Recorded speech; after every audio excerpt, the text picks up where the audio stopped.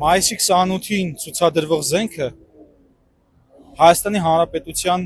դեմ է, մասնավորապես առաջին հանրապետության։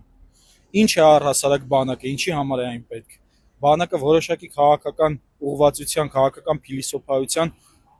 համար է, որ երբ չի գործում քաղաքականությունը, գործի անցնի բանակը։ Ինչի համար է հայկական բանակը։ Հայկական բանակը հայերի իրավունքները, հայերի տարածքները, հայերի ապահովությունը, հայերի մշակույթը պաշտպանելու համար է։ Իսկ ինչ են անում այս Արցախը հանձնած դավաճանները։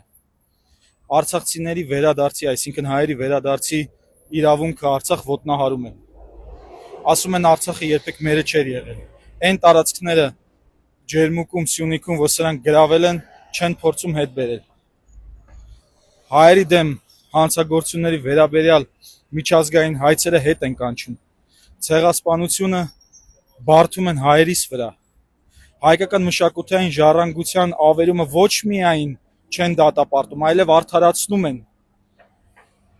Ատելություն են տարածում հայերիս դեմ հենց Հայաստանի ներսում։ Արդեն մցրել են դպրոցներ այդ ատելությունը։ Ուրեմն այս զենքը հայերի դեմ ատելությունը, ատելության քաղաքականությունը պաշտպանելու համար է, ոչ թե հայերիս պաշտպանելու համար է։ Այս զենքերը, որ ցուցադրվելու են մայիսի 28-ին, Սարդարապատի հաղթանակին նվիրված օրը, հենց Սարդարապատի դեմ են։ Թուրքական բանակը մտել է Հայաստանի Հանրապետություն, բայց ոչինչ։ Մենք սիրով, խաղաղությամբ, երջանկությամբ եւ համբերատարությամբ անպայման դեմն առնելու ենք այս ռասիստ ցեղասպանների սրտիկներով։